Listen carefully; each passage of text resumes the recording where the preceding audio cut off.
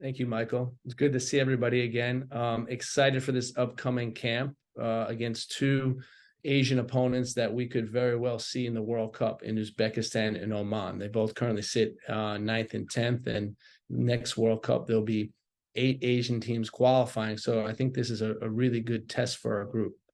Really excited to build on the foundation that's already been built, that's already been there. Watching the team from the outside in these last 6 months, it's been very clear that there's a strong identity both on and off the field. And I think that's one of the exciting things, is that we continue to build on this strong foundation.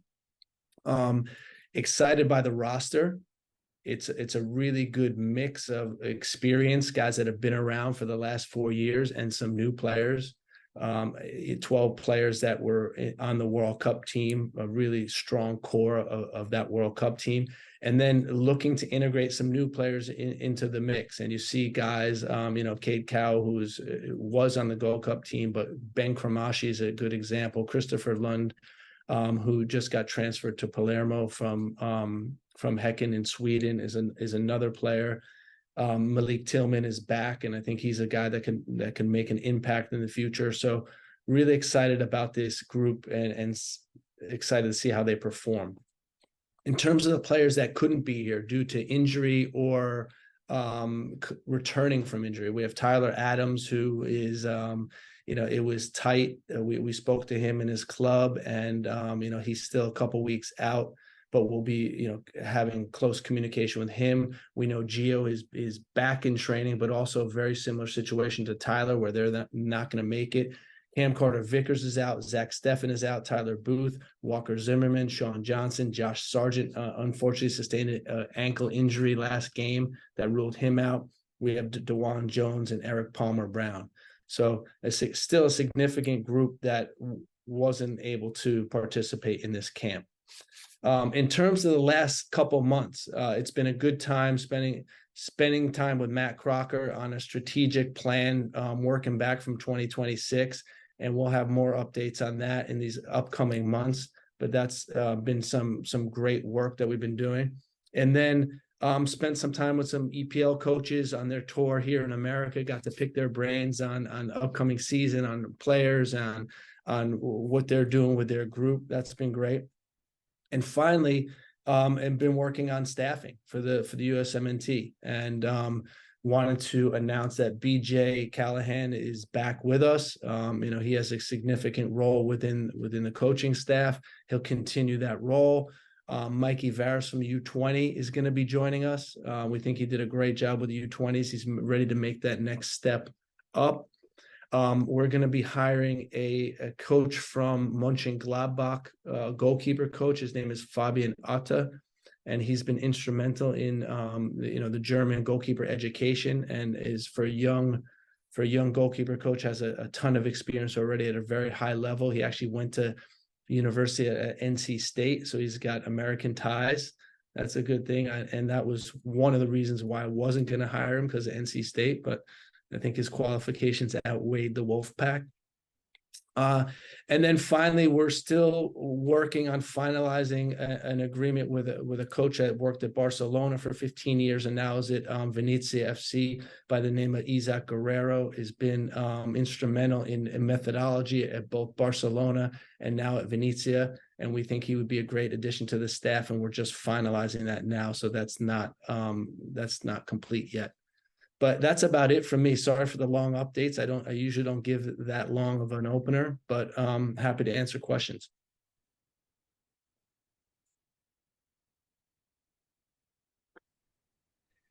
Thanks, Greg. We'll begin with Doug McIntyre from Fox. Thanks, Michael. Greg, good to see you. Welcome back again. We'll start obviously with the interview you gave here. You mentioned you hadn't spoken to Gio yet, and that you wanted to do it, in your words, the right way. What is the right way in your mind, Greg?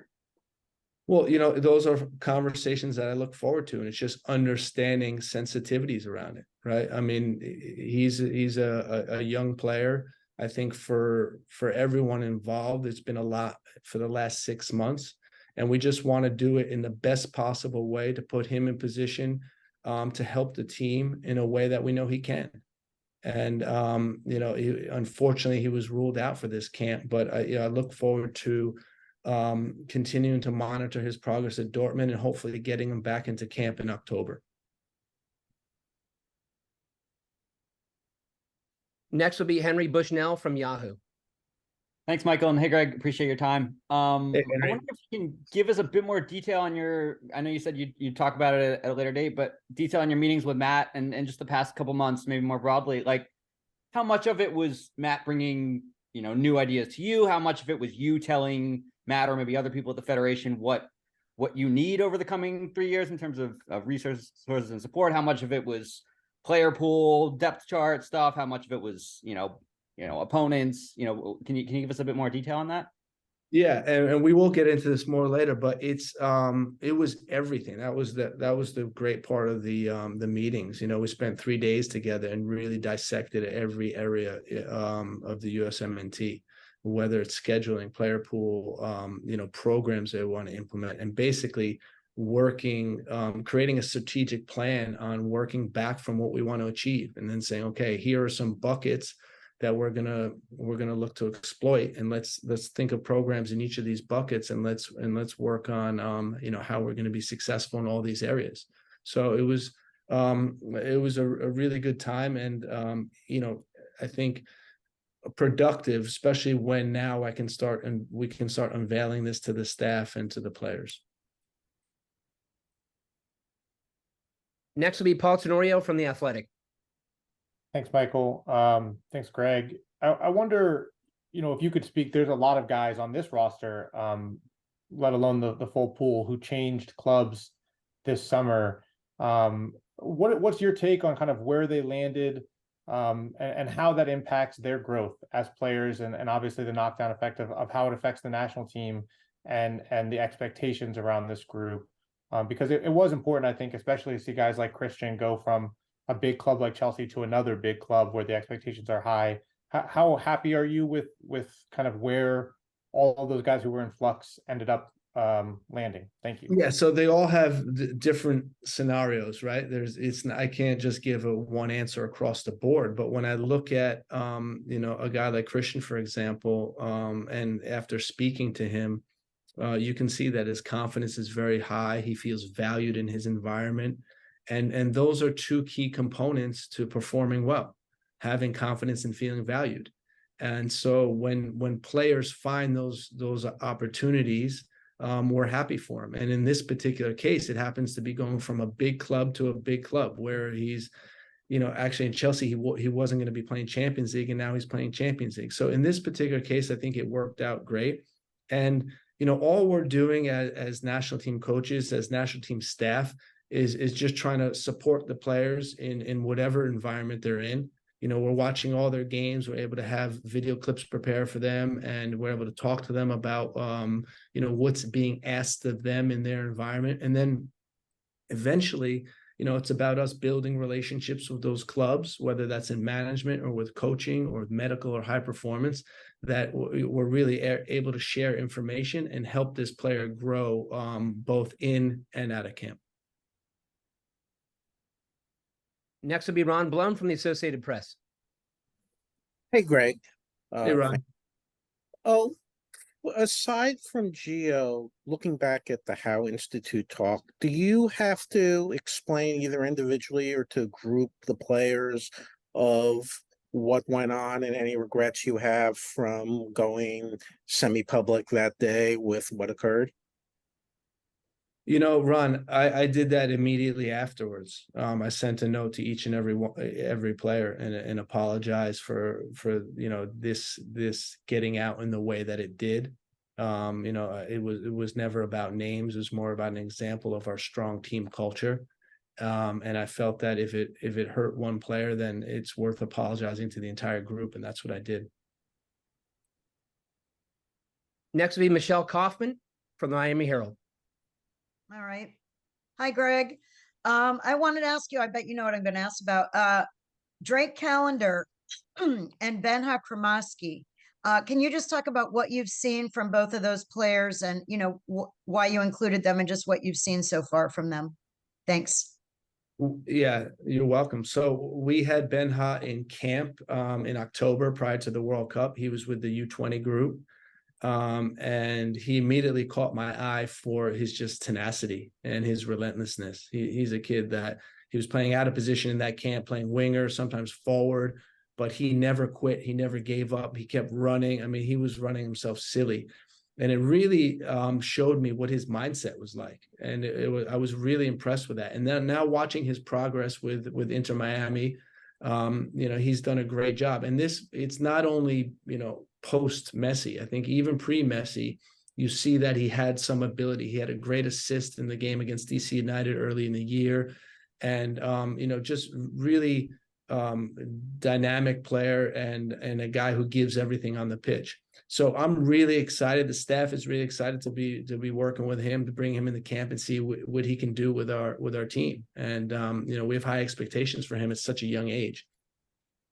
With Drake, it's been more of this steady ascent. He's gotten, this is his second year that he's been playing, and he's getting games under his belt, and you can see that he's growing in confidence. Just really athletic. I think really good timing, come out and get catching crosses. Very good shot stopper. Fortunately for him, he had a lot of action to do early in the year at Inter Miami, but he's done a great job and really played his way onto the team. We'll go to Jeff Carlisle from ESPN FC. Thanks, Michael. Hey, Greg.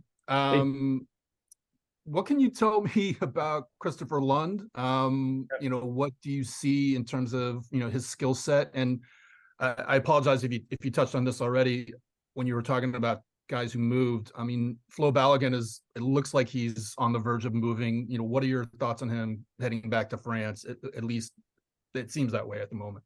Yeah, well, if it happens to be Monaco where he goes, what I'd say is that he's familiar with the French league. He's already performed at a really high level at the French team, and now he's going to a bigger club in the French league, and I think it's a really strong move. You see that from the reports about the transfer figure, you see they're paying a lot of money for him, and Monaco is a club that is really thoughtful with who they bring in. So I think it's a fabulous move for him. We expect him to be able to score goals, continue to score goals like he's done.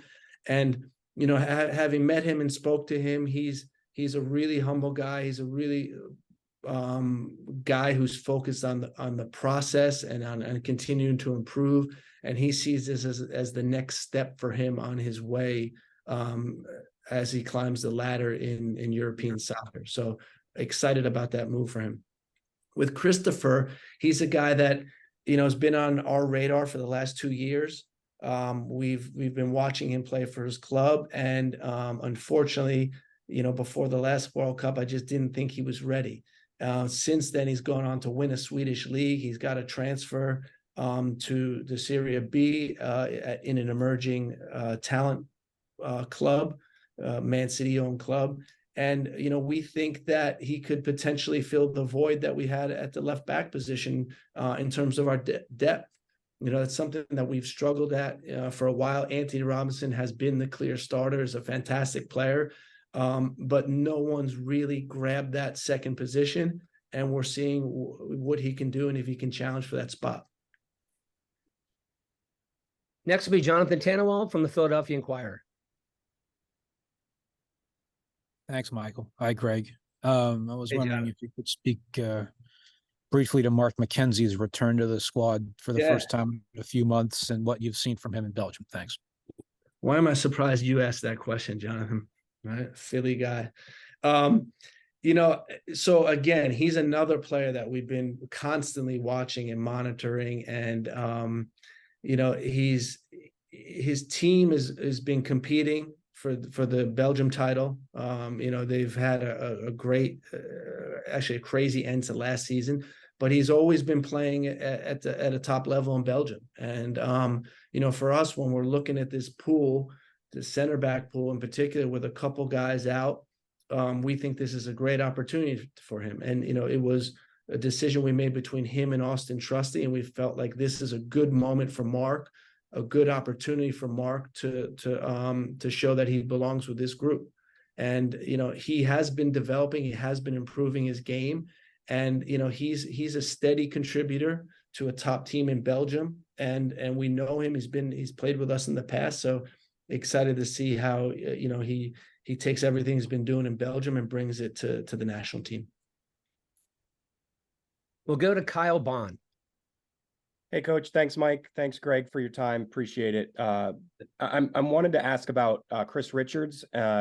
He's called in again, clearly an important player to this group, but struggling to get minutes at the club level. So just wondering what your thoughts are on his situation and how he continues to help the international squad.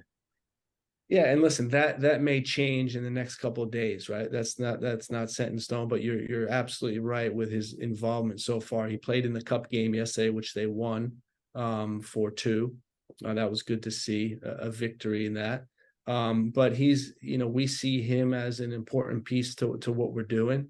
I think he's got a tremendous amount of potential.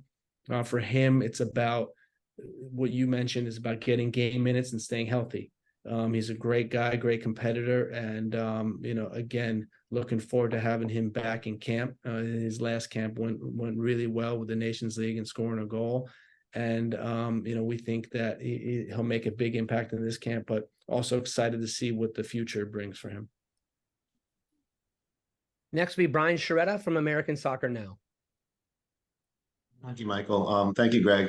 Greg, I wanted to ask you about the Olympic team's role in how you're going to be working with them moving forward. If there's going to be, when you plan on hiring a coach, and what the relationship will be with the full national team next year. Because in the past, the Olympic team, when they were qualifying, was always seen as this big springboard, I guess, maybe into the full national team. Discuss the role that team will have in the year ahead, and how close you'll be working with them, and how important you see that to the program. Yeah, that's a really tricky one, Brian. And the reason being is, we're just not sure who's going to get released from their clubs. It's a non-mandatory tournament from a FIFA perspective. Ideally, we would like it to be the group that's not exactly what you're saying, knocking on the door, trying to get into the senior team, give them international experience, because we know how important that international experience is in terms of, building a successful group, Olympic group, especially when we're talking about rosters, because there is a lot of overlap in the rosters. So really trying to figure out what does game time look like in the senior team versus the Olympic team, and trying to coordinate those efforts. And then the second part of that would be, communicating with clubs really early and trying to get a sense of if the player will be released for these opportunities.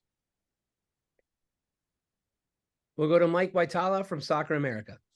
Yeah, thank you very much. Back to the staff. You mentioned that Mike Uvaros is ready to make the next step up. What did you mean by that? And also, when it comes to staffing, how does that relate to the Olympic team? Yeah, so with Mikey, it's a question of he's been in our program for a while. We think he's done a great job working with the youth players. He's had a lot of experience in Dallas working with the youth players, and now it's you're moving up in the player pool, right? So you're managing different type of talent. What we've seen from him and what we've seen with his dealings and managing players and working with players both at FC Dallas and with the national team, we think he's ready. He took part in a camp that we had in October, the pre-World Cup camp. He was coaching U20s, and he was able to work with our staff and integrate with our staff. And the exchange of ideas, the understanding of the game model was clearly there, that we felt this is a great move for our senior team as well. And as far as the Olympic team? Yeah. The Olympic team coaching, you mean? Yeah. Yeah. And how your staff, yeah. Is there a coach? How does your staff relate to the Olympic team? We're going to be supporting the Olympic team. We're not going to be directly involved coaching the Olympic team because of the commitments of the senior team. We're going to have Olympic camps both in October and November. So it's really hard with that overlap to have a member of the men's team doing both. So we're going to hire a separate coach for that, and I'm sure there'll be an announcement shortly that will fill that in. Thank you very much. You're welcome. Next will be Ryan Talmadge from Goal.com. Oh, thank you, Michael, and hey, Greg. I want to ask about Flo here, just because he's a puzzle piece that you didn't necessarily have last time around, and he's already become such an integral part of how this team plays. When you look at this camp, getting to work with him, what have your conversations been like with him? And as you look at how to integrate a striker like that into your system, is it a case of fitting Flo into your system or fitting your system around kind of the things that Flo can do? I think with the national team, if you've seen how the ideas of the game model have evolved, it's national team to me is always about fitting the players, or you fitting to the players, because you have a limited player pool. So with Flo, it's our obligation to work around what he can bring us, because we know he's got a tremendous amount of talent. I've already talked to him about what he thinks his best skill sets are, and best how to get him involved and active. Very dynamic player, running behind the line, good in the penalty box. So these are all things that we know are going to help our group be successful. So, we're very much open to working around the players and taking their strengths and integrating that into what we do. We'll go to Sanjay Sujan Thakumar. Thank you, Michael. Nailed it as always. V-Gates, Greg. Thank you. Question about a couple of those Olympic eligible guys. First one is Paxton Aronson. We didn't see him in the summer as he wasn't released for the U20s, and he wasn't in either senior competition. Your thoughts on his progress with Frankfurt and the plan for his integration, whether that's with the 23s of the senior team. And then also about Noel Buck. There's reportedly been interest in the FA from the FA and him. Have you communicated with him at all? And what are your thoughts on his game and performances in MLS? Thank you. He's been great. He's been really strong. I have spoken to him. And there has been interest from England, which I think is great. A great achievement when you have a country like England looking at you. But I've communicated with him, told him that we see him as a player that can compete to make the World Cup team in 2026 based on what he's doing now. We see if he continues to develop at that rate, I'm sure he can be competitive and compete to be on the roster. So he's done a great job. With Paxton, he's doing a good job also. And he was a player that was really close to being on this roster as well, and giving him an opportunity. One of the sensitivities is letting him continue to be at Frankfurt, continue to train and try to break into the team and get a bigger role. But we saw he came in and played against Mainz last week. They actually tied the game when he was in. He had a positive impact on the game, and he's an interesting young player. I'm excited to see his progress. Another player that I didn't mention in that young group that we brought in now is Kevin Paredes. Extremely young, has been playing on and off, getting some substitute appearances with Wolfsburg. We're looking for him to develop into a bigger role there at the club, but interested to see what he could do with our group. Next will be Charlie Bone from MLSsoccer.com. Hi, Greg. I know you're focused on the nuts and bolts of this roster and whatnot, but I want to ask a bigger picture question about coming back for a second cycle and sort of everything that you're walking back into. How are you dealing with the interpersonal aspects of that? I know maybe there's continuity, but maybe not quite business as usual.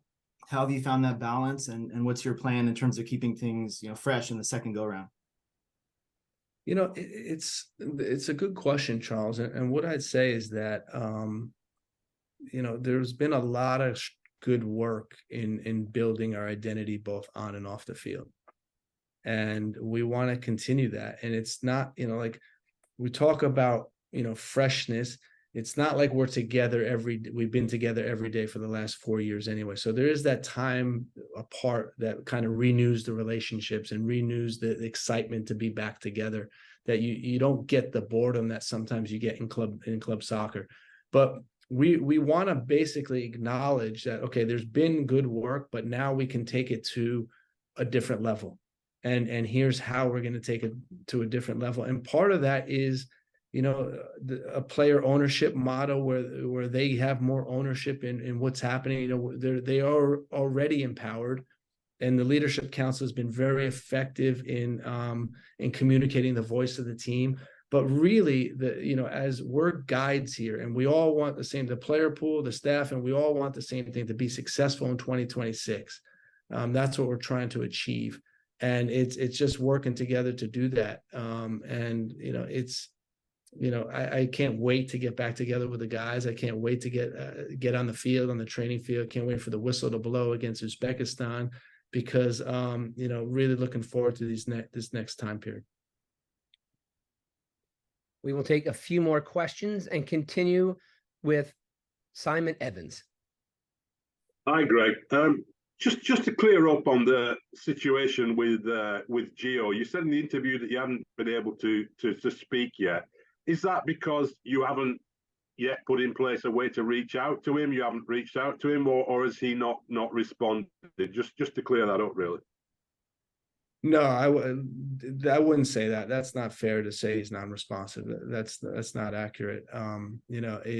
He's been responding, and for us, it's understanding the sensitivity around the issues, understanding the right time in the right way, and I think, again, it's for us, we're committed to every single player in this player pool, and for us, it's about how do we maximize communication with them and target it in a way that we're getting the most out of each and every player. So for this, it's just being a little bit more thoughtful, a little bit more sensitive to the past. And I look forward to having conversations with him. I look forward to watching, his progress, and hopefully him getting back on the field. And then for us, hopefully being able to include him in the October camp against, two good opponents. Thanks. We'll go to Donald Wine. Thank you, Mike, and hello, Greg. You mentioned Hey, earlier you were talking about the player pool and how you kind of have to, as a coach, adapt to the player pool. In the last cycle, we saw a lot of the 4-3-3 under BJ Callahan. We saw a lot of switch ups to maybe a 4-2-3-1 or other formations. You have some guys on this roster who have operated in the past as wingbacks. Is that something that you're looking to do and kind of switch up the formation as you move forward? I've always thought that this team could play in a system with wingbacks. Especially Anthony Robinson is a guy that can definitely do that. Lund Hansen can do that as well. On the right side, you see there's players that have the ability to do that. But for us, I think it's more about just the general philosophy of how we want to be playing and what we're trying to do. We want to be aggressive. We want to be high pressing. We want to be able to control the ball. And I won't really get caught up on the formation. If it means that in one camp, because this is the personnel that we have, we need to play with three in the back, then we'll do that. I think that's the beauty of the time between camps, is that you have the opportunity to plan what's most effective for this given opponent. Ideally, I'd like to go into the next World Cup having a back three system and a back four system in place, and we'll see how that develops over these next couple of years. But I think the biggest difference has been what we've been able to do in midfield. With the dynamic players that we have in midfield. That's what I mean. How coaches work around players. When you have guys like Tyler and Weston and Eunice, it's a tremendous engine that we were able to take advantage of. Next is Seth Vertelny from USA Today. Thanks, Michael, and thanks for your time, Greg. You spoke a little bit about what Ben Cremaschi brings on the field, and I'm curious about just the process of recruiting him and speaking to him. This is a player who has had interest from the World Cup champions. He's been in camp with their U20s. What have those conversations been like with him in terms of trying to get him in with your group? And also, he said that he's spoken to Lionel Messi about his international future as well. So how, daunting is that to be competing with the greatest of all time in terms of recruiting this player? Yeah, I mean, that is what it is, right? And how we deal with things, Seth, is that we try to do is put our best foot forward. We try to let the environment speak for itself. We try to let the staffing and the player pool speak for itself and what we can offer the player. We talked to Ben about being able to come into the group and fit into what we're doing, to represent the United States of America, which is a wonderful honor. He grew up here. He's played for youth national team programs in the past, and that's where it starts. The youth national teams are really integral in helping us, make early contact with these players and then bring them through our system. And he's another example of that. But with my conversations with him have been very straightforward. It's, I think he's a very talented player. We're excited about the prospect of bringing him into camp. We're excited to see what he can bring to our team and to our formation, because we believe in him and we think he's an excellent player. And then it's just going to be about the environment and him feeling comfortable with everyone. And I'm sure, the guys, it's such a strong culture in the team that I'm sure he's going to feel welcomed and comfortable in our environment.